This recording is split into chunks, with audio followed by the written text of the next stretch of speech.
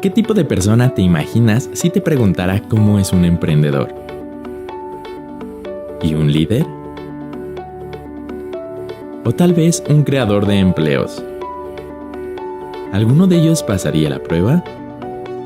¿Qué tal si te dijera que ayudamos a 10 millones de jóvenes a alcanzar sus objetivos cada año alrededor del mundo? Y a cambio, ellos crean empleo y prosperidad.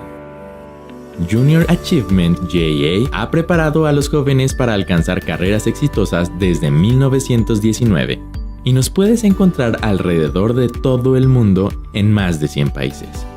Estamos preparando a los jóvenes para el trabajo y obtenemos resultados. Nuestros estudiantes van a sobresalir como profesionales, tomando el control de sus vidas y carreras, y algunos incluso alcanzarán el éxito más allá de sus sueños más descabellados. Los estudiantes de JA aprenden cosas como llevar el control de un presupuesto, negociar, establecer metas y trabajar en equipo. Es aprender haciendo de profesionales con experiencia de trabajo en la vida real. Todos nuestros programas se basan en 3 principios fundamentales: preparación para el trabajo, educación financiera y emprendimiento. Por ejemplo, en el programa La Compañía, los jóvenes aprenden cómo crear y dirigir un negocio. En Socios por un Día, los estudiantes se unen a un mentor durante un día de trabajo profesional, y los estudiantes del programa Más allá del dinero aprenden sobre ingresos, egresos, a gastar y a ahorrar. Y estos son solo 3 de los más de 50 diferentes programas que JA ofrece. Nuestra red de colaboradores, voluntarios y escuelas aliadas alcanzan a jóvenes en todo el mundo, desde las ciudades más grandes hasta las comunidades rurales y todo lugar entre ambas. Y funciona porque prestamos atención a las necesidades de cada región. Y luego personalizamos nuestros programas para que los estudiantes de JA estén preparados para el mercado laboral al cual ingresarán. Hasta personalizamos nuestro propio nombre, pero al fin y al cabo todos somos uno mismo: JA Worldwide.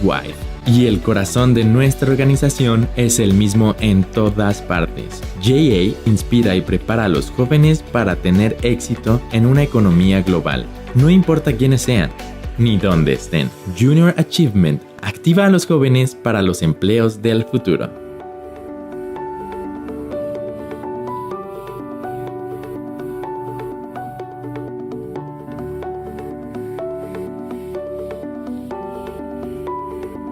Junior Achievement México. Hola, muy buenas tardes a todos y todas. Bienvenidos a otra edición del Centro de Emprendedores por Reichmann. Esta vez presentamos a Ricker. Actualmente es el director general para México en Reichmann International. Cuenta con más de 25 años de experiencia en temas de construcción, en el desarrollo y la gestión de proyectos, como los rascacielos de Torre Mayor, Torre Diana, entre otros. La carrera inmobiliaria de Rick ha crecido exponencialmente. Con el paso de los años, ha llegado a ser el líder de numerosos equipos corporativos, tanto de marketing, financieros como de construcción. Rick, te cedemos la palabra.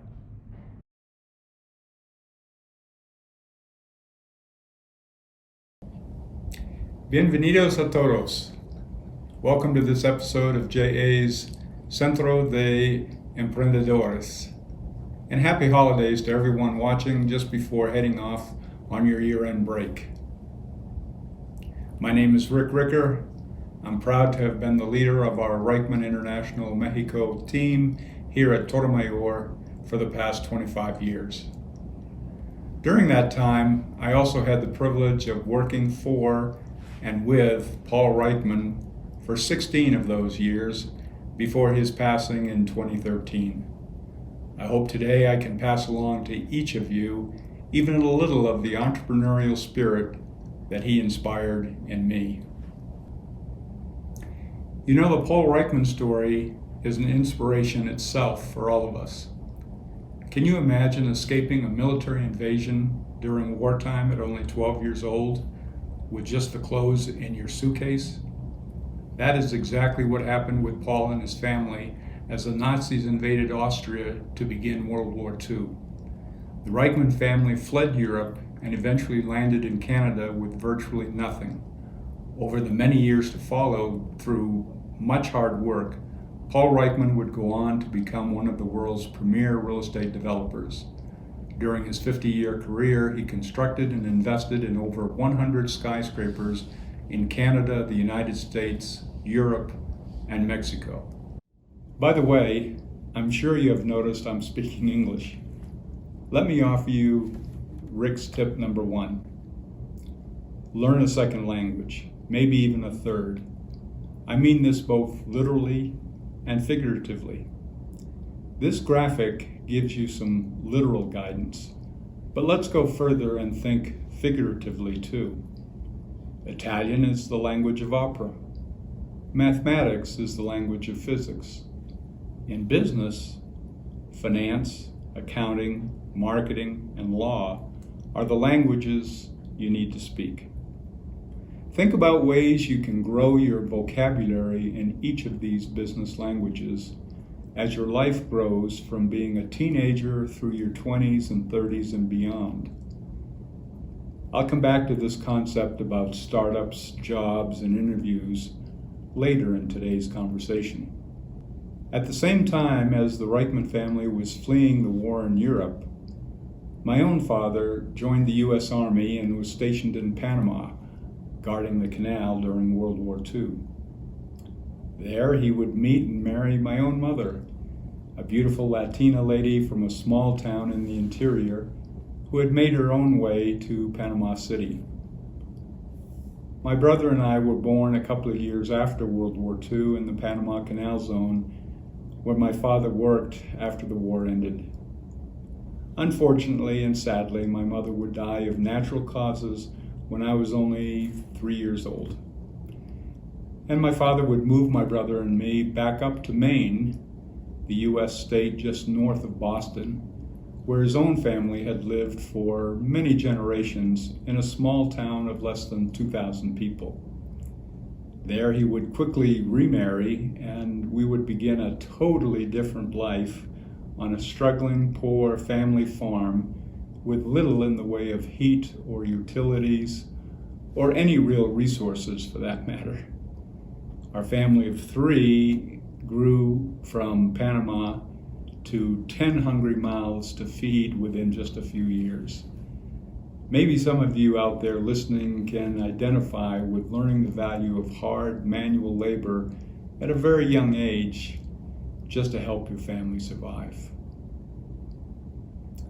Fortunately, my elementary school teachers encouraged me to strive to be the best that I could be. Perhaps I did have some of the very same inherent spark to rise above the modest means of tiny Lebanon, Maine, much the way my own mother had figured a way to become educated and move beyond tiny Passé, Panama, down to big Panama City.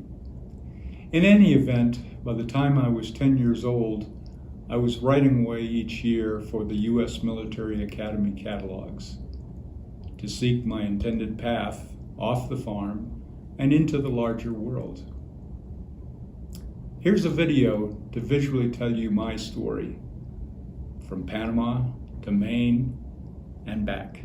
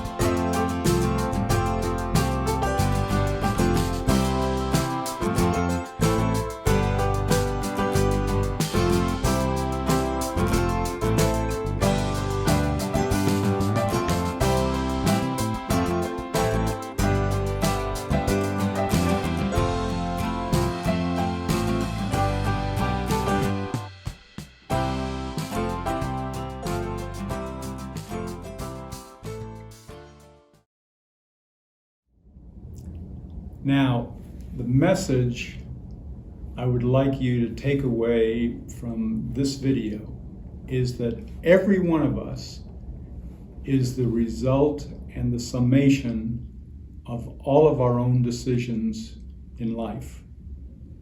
Some of those decisions may be big, some may be small. And yes, there are external forces affecting us that are beyond our control. But you can and you should strive to be the master of your own life. You made a relatively small decision to watch this JA webinar today. That's one step toward your becoming an entrepreneur. You will have many more decisions and steps in front of you. Be aware and face them head on. As the video also describes, when I was your age, nearing 18 years old, I went off to enter the U.S. Military Academy at West Point, New York. The time and lengthy process of how I gained entrance is an interesting story, but we really don't have time to get into that detail today. But you might ask, why would you do that? And that would be a great question. Who would want to subject themselves to the tortures of a military school for 4 years and then a 5-year Army service obligation with the very real prospects of being sent off to fight in a war in Vietnam, thousands of miles from home? Well, as I just mentioned a few minutes ago, we are the choices we make in life. For me, growing up in a poor, small town, as I saw things, that was the only way off the farm and into this big, exciting world. I wanted to go to college and make something of myself. Frankly, even to this day, I feel I made the right decision for me. I still have friends and relatives back in Maine who never left that little town where we grew up. I see many of them when my wife and I go back to visit, and they are perfectly happy that they remained there, raised families, and so forth.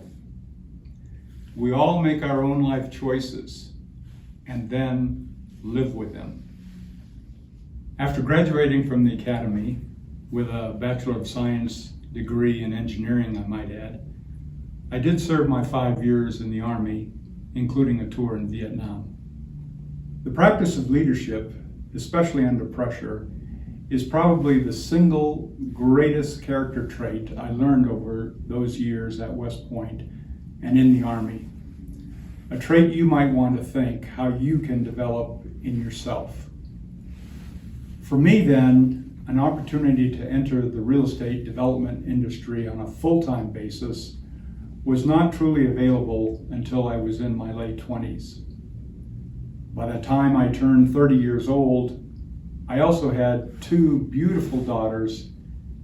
You may have seen among your own family or friends what it's like for young parents trying to launch a business or new career while carrying all the responsibilities of raising young children.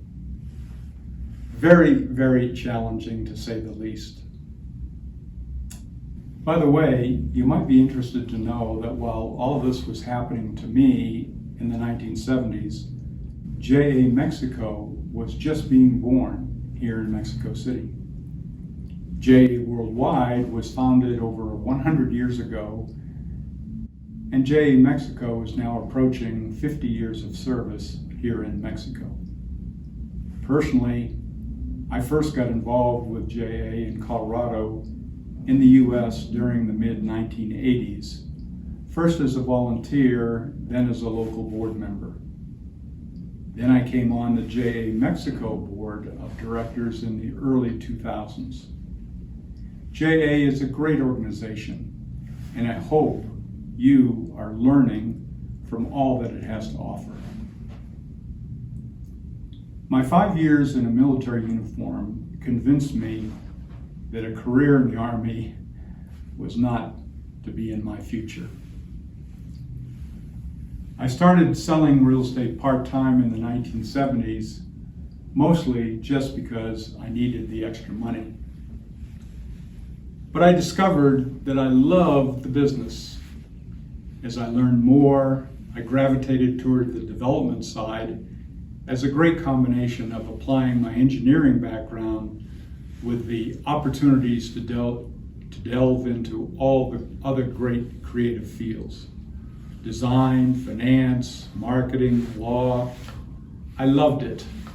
And it loved me, as Colorado at that time was going through a period of rapid growth. The market was excellent for real estate development projects of all types. But it did become intuitively obvious to me at that time of my life that I needed more education if I was going to move forward and compete with my peers. I attended lots of seminars, trying to learn all I could about the real estate business. You too will want to keep learning your chosen field, even after you leave formal schooling. In case you haven't already noticed, much of your life, especially in business, is about competing for the best product, the best service on the market, and to convince clients and customers that you can provide them with what they need or are looking for, and at the best price. So at 31 years old, I started a master's degree in business administration at the University of Denver. For me, this meant I commuted 50 miles each way, 1 day per week, for 15 months, while holding down a new full-time job as a real estate developer in Colorado Springs. Needless to say, stress was the name of the game. But you know, you can do anything when you are young, ambitious, and committed to a goal that is your own. Over the next 20 years, I assembled and developed multiple office and industrial projects, some of my own, most with partners. Then I spent 6 years as Senior Vice President of Real Estate Development for Hilton Hotels Corporation, which included a $200 million, 27-floor hotel and casino in Punta del Este, Uruguay. And all of this brought me to Paul Reichmann and Mexico City. And the rest, as they say, is history. I'd like to insert here Rick's tips number 2. Learn to value personal relationships that come in and out of your life.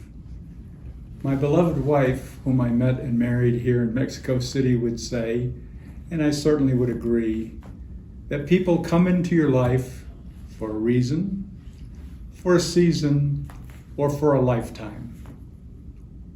Most of the time it will be your own decision which people you encounter, and which fall into which of these 3 categories.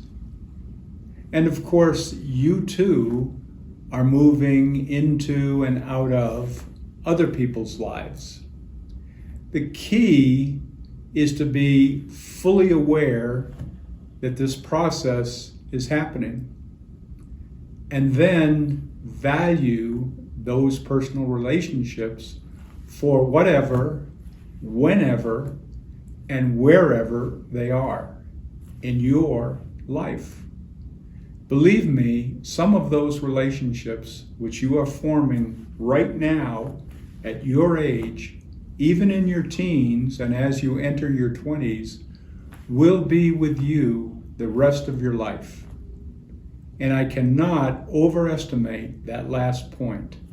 Networking You are going to hear that for the rest of your life. Study it, learn it, practice it, do it. By way of example of long-term relationships, here is a brief video of some of my closest friends and associates as we got together to celebrate the 50th anniversary of our graduation from the Military Academy at West Point.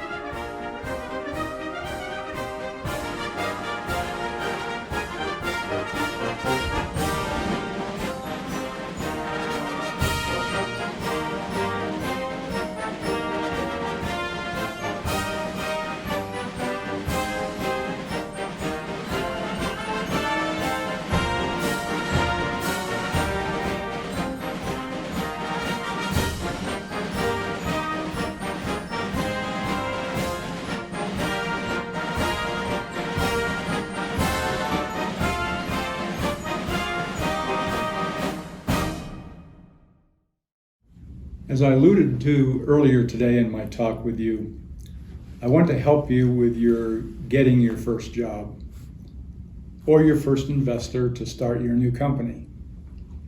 I came across this interview on the internet that says it all. Just watch it a couple times and it will give you all the answers. Amy, it says you are trained in technology. That's very good. Are you adept at Excel? No. PowerPoint? No. Publisher?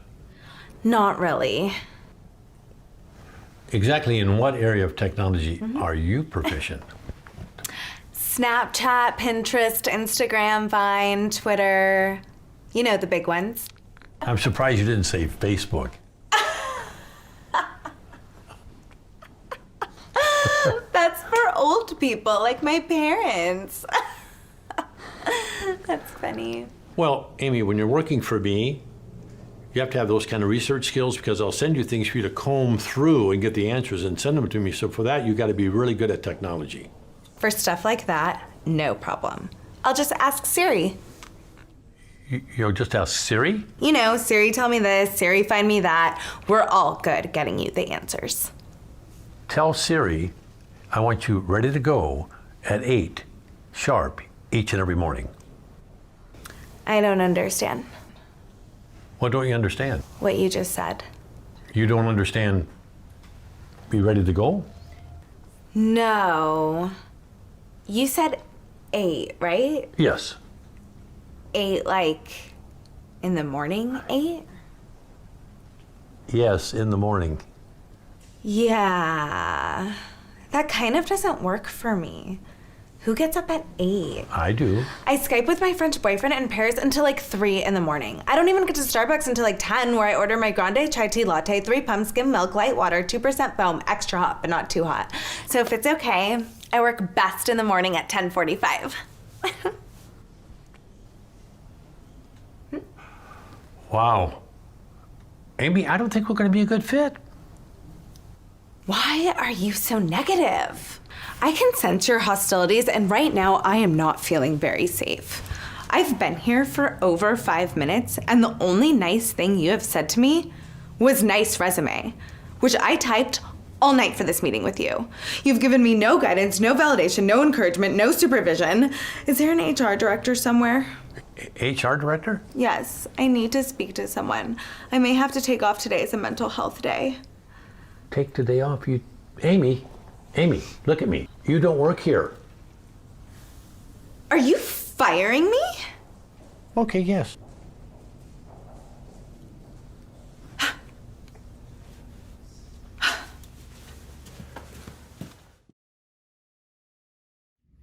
See how easy? Although, let me warn you about a couple of things. The first thing to learn is no one has all the answers. Not me, not your friends, not your parents, not your teachers. We are all trying to figure out things as we go along life's path. It's just that some of us are a bit further along that path than others. And maybe you can take advantage of that by not making their same mistakes. Do you get it? Second, never say never. And never say always. Believe me, as soon as you do, you will be confronted with the exception. Third, be extra careful of anyone who does say they have all the answers about anything, because nobody really does. Simple, right? Now you know it all. Well, of course, not exactly, because, as I just said, no one really does. Now let me share one last Rick's tips with you. First, learn to trust yourself.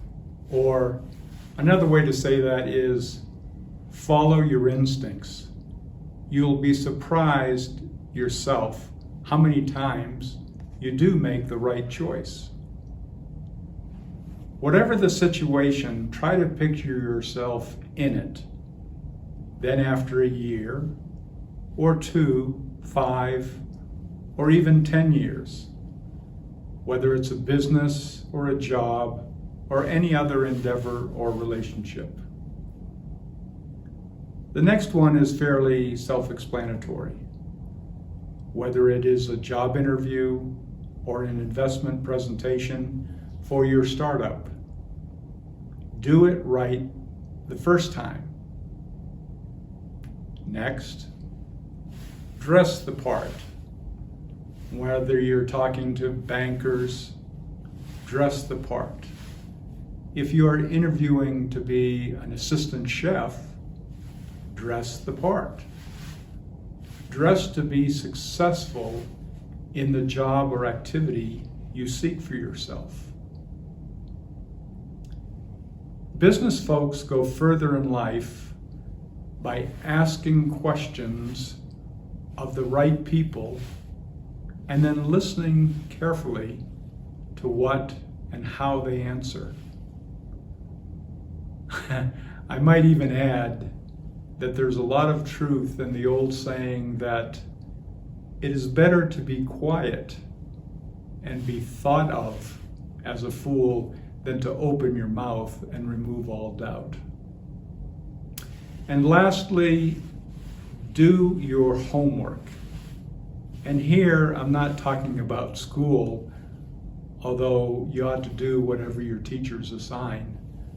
What I'm really talking about is the intense preparation you must do before interviews, before sales presentations, before any meeting or get-together with any meaningful person or group related to your business or career. Now let's open things up for a few questions. Thank you all for being here. And let's start over here. Ladies first. Yeah, thanks.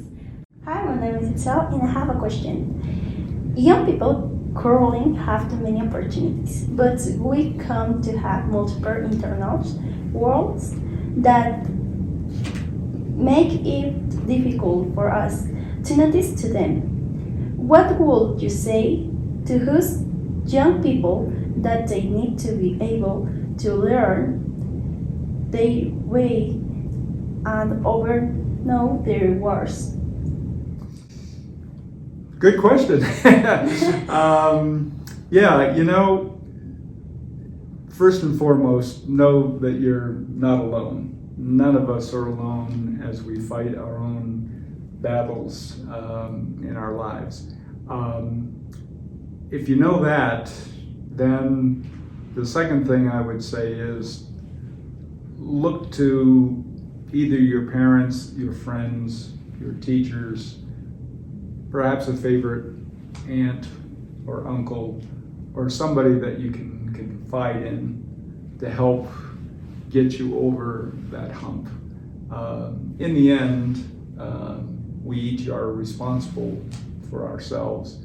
And I said in the talk earlier that we are the decisions that we make. So ultimately, you will have to take responsibility for yourself, and you will have to fight your own battles. But you're not alone. So look in your circle for those that can help you, and then you'll be able to move forward. Okay? Hi, my name is Jorge. My question is, what would you consider is your toughest moment in your life, and what did you learn from that moment? Yeah, toughest is hard to define.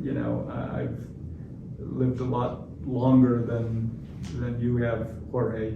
But there have been a lot of tough moments. So trying to pick the toughest would be, very difficult for me personally.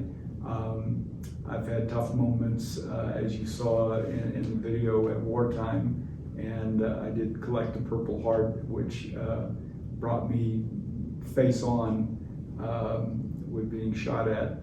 And let me tell you, once you face that, it's tough in your future to think that losing money can ever compare to losing your life. Yeah. And I don't want to say that frivolously, because the reality is there have been several times in my life as my business unfolded, where recession takes its toll on you in the real estate business. And when you have the responsibilities of a family, those are tough times. I can think of 3 or 4 times when it was very challenging for me to move my family along, because you have dreams, and I had 2 beautiful daughters, and sending them to school and things that you want better for your own kids than you had for yourself. So at each one of those, you asked the second part of your question, what did I learn from those? At each one of those, I learned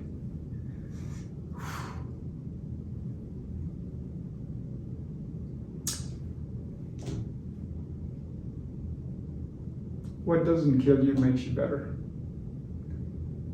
makes you stronger. So you get through those with the help of those around you, and you go forward. Hi Rick, my name is Alex, and firstly, it's an honor for be here with you because I'm an architect student. So I think your work is so amazing. And hearing your story, my question here is, how do you merge your world in the military school, the real estate, and the world of your achievement to describe yourself as the person who are you right now?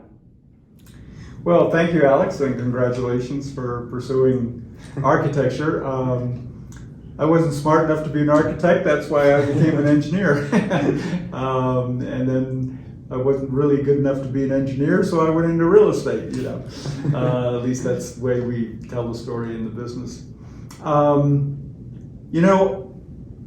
The Army actually prepared me, I think, more than people realize, to be in the real estate industry. From the military academy, we all got Bachelor of Science degrees in engineering, but a few months before we graduate, you choose which branch of the Army that you're going to pursue. There is the Corps of Engineers, but there's also artillery, there's infantry, there's signal corps, there's different branches of specialties. I graduated high enough in my class that I had my choice, and so I went into the Corps of Engineers. So at least my 5 years, including my wartime experience, had to do with the technical side of the Army. So when I got back, I actually spent time doing military engineering projects. So I had that technical aspect of my life, and I was good in mathematics and had been all through my schooling. And as I mentioned in my earlier talk, the Army does not pay well at all in the US and probably here in Mexico. So I needed to make extra money. So I pursued getting my real estate license. I started selling real estate part-time to earn commissions. And so there was a transition from the military life toward real estate. And as I also mentioned in my talk, I started going to seminars and training sessions. There are lots of schools out there, and you'll find it in whatever profession that you decide to follow or business to start up. It's amazing how much education is out there for anyone to follow in any particular field. In fact, it's more important to pick the one that's meaningful, because there's so much education out there post-college or post-high school. So that's what I did. And so the transition for a couple of years, once I decided, no, Army not for me, real estate, yes for me, I could work part-time, I could then train and then once my military obligation was done, I could then do it full-time. There were jobs available, and I could enter the civilian life. And the economy was doing well in Colorado, and I could plug into it.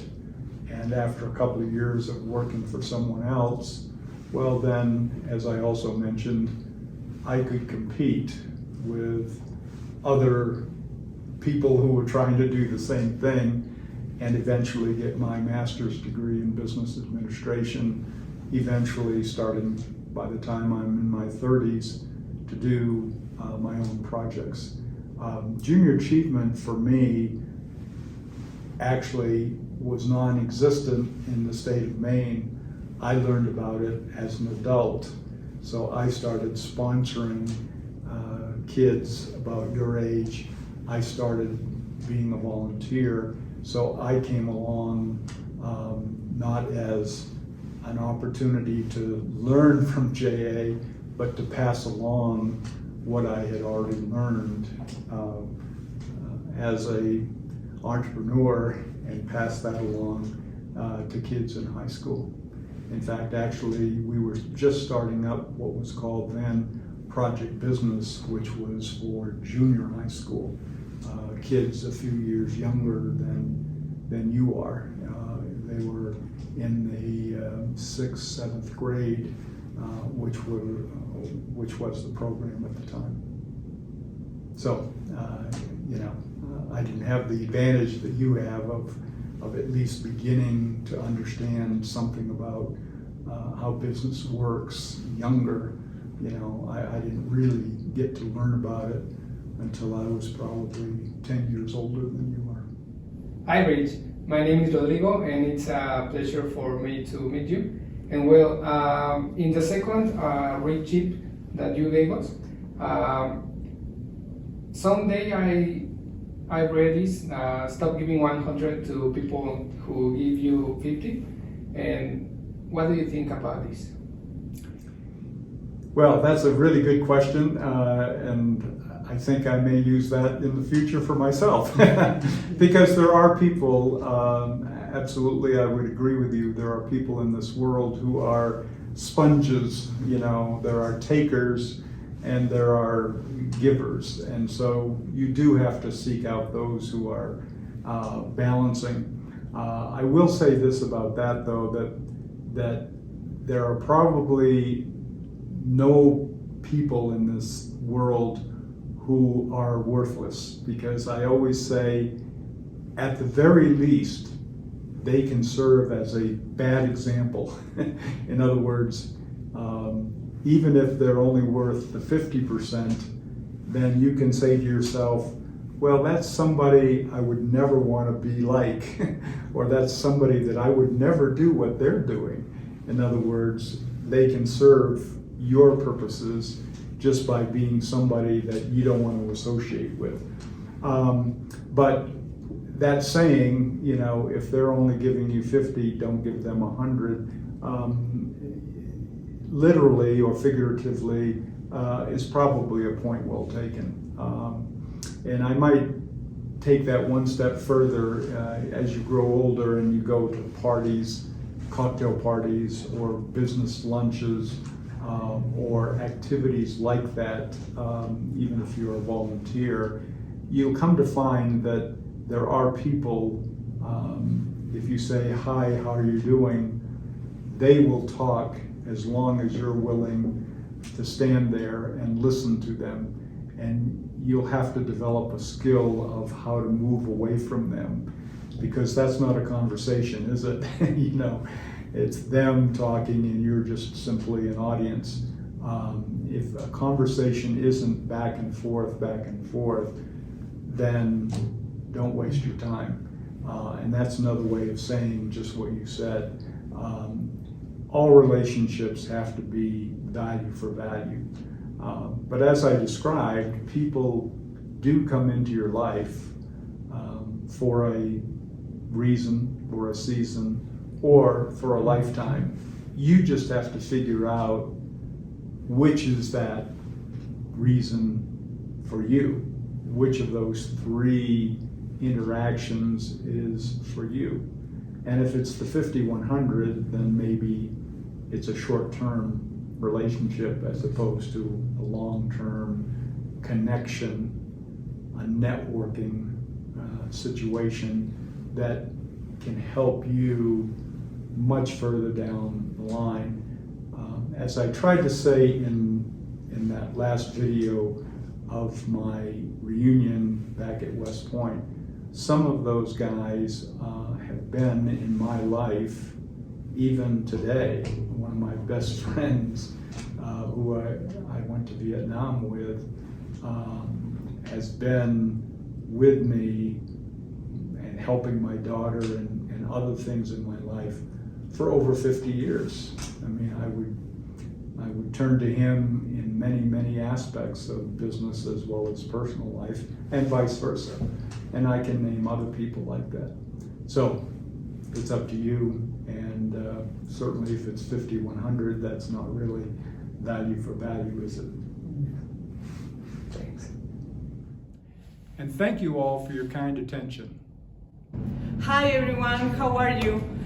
First of all, thank you, Rick. You are amazing. I have always told you that each word, each activity, and each message that you deliver to the kids, it's really important. And what I appreciate the most is that I feel always after the call, and this is not different, that we are aligned. Everything that we teach and that we share with kids is what you have just said during this pre-conference. All the opportunities that we need to take, all the decisions that we need to make every step of the way, chasing and trying to get what we really want in life is what we said and you have said also to the kids. So thank you again for being with us. As you all know, this is our last conference for the year. I hope that the balance of your life today is really positive, and everything that you will do or everything that you dream for 2023 is really great, and that you can really feel that everything that you do, every step you make in the future, it's for a greater dream or for a greater opportunity that you're chasing. So again, thank you so much, Rick, and I hope that you have a great end of the year and a wonderful 2023 in each of your lives. Good luck to you all in whatever your future may bring you.